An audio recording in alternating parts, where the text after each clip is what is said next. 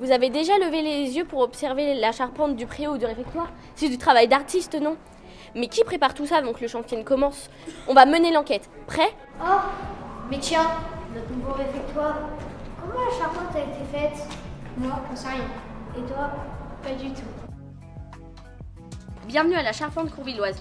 Aujourd'hui, on ne va pas parler de scie ou de marteau, mais d'un métier essentiel et discret, de viseur. Noémie, c'est la Sherlock Holmes des chiffres. Elle anticipe tout avant que la construction ne démarre. Son travail, calculer précisément tout ce qu'il faut. Bois, budget, délai.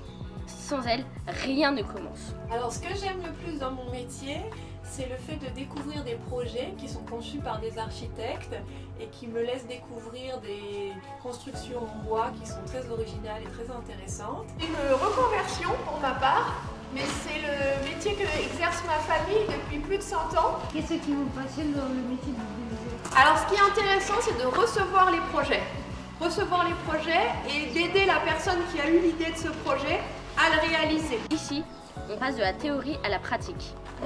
Grâce au calcul de Noémie, les charpentes prennent forme avec des matériaux durables. Et en plus, cette entreprise existe depuis 5 générations. La charpente courvilloise, bonjour. Ah bonjour monsieur Gagnon. Je suis dessus justement, je suis en train de terminer le calcul des surfaces.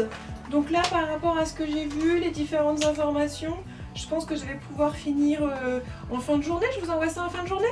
Alors le plus grand projet de charpente que je peux vous présenter, c'est ce projet en fait, c'est l'élévation de 2 étages en ossature bois d'un immeuble existant.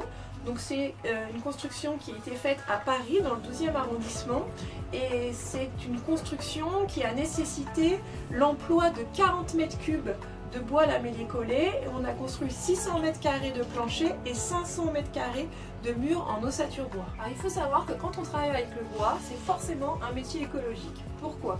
Parce qu'en fait, le bois, c'est un matériau qui stocke le carbone. Donc un arbre, au lieu de mourir en forêt et après de lâcher tout son carbone en dépérissant, et quand il est utilisé dans la construction, dans la charpente, dans la construction de murs en ossature bois, tu stockes le carbone. Donc en fait, c'est une construction fondamentalement écologique. Grâce à Noémie et à toute l'équipe, ce métier ne se limite pas à construire. Il anticipe, il innove et il protège la planète. Alors la prochaine fois que vous entrez dans un bâtiment, imaginez tout le travail invisible qu'il a rendu possible.